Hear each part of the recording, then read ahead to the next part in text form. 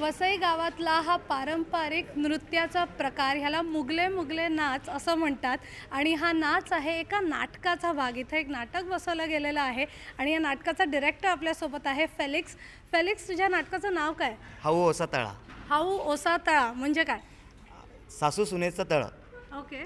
ही एक पारंपरिक मौखिक परंपरेतून चालत आलेली सांवेदी बोलीभाषेतील दंतकथा आहे, जी ऐकत एकाकडून दुसऱ्याकडे, दुसऱ्याकडून तिसऱ्याकडे अशी ती आता आमच्यापर्यंत येऊन पोहोचलेली आहे. हा कथा काय आहे अगदी थोडक्यात सांग ना आमच्यासाठी. ही कथा एक सासू आहे आणि एक सून आहे आणि यांच्यातल्या नातेसंबंधाबद्दल ही कथा आहे. ते जिव्हाळ्याचे संबंध आहेत.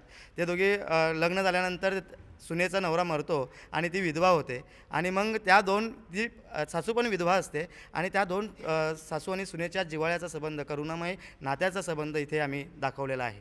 आणि ही जी घटना इथे घडते आहे नाटकामध्ये, याला सुमारे 3000 वर्षापूर्वी पवित्र बायबलमध्ये असे एक संदर्भ आहे. रूथ आणि नियोमी त्यासुद्धा दोन विधवा आहेत आणि सुमारे 3000 वर्षापूर्वी सासू आपल्या विधवा सुनेला सांगते की पुनर्विवाहासाठी उद्युक्त करते, प्रोत्साहन देते की तुझं आयुष्य असं वाया घालवू नको, तर तू पुनर्विवाह कर. आणि तो संदर्भ या कथेला इथे आहे.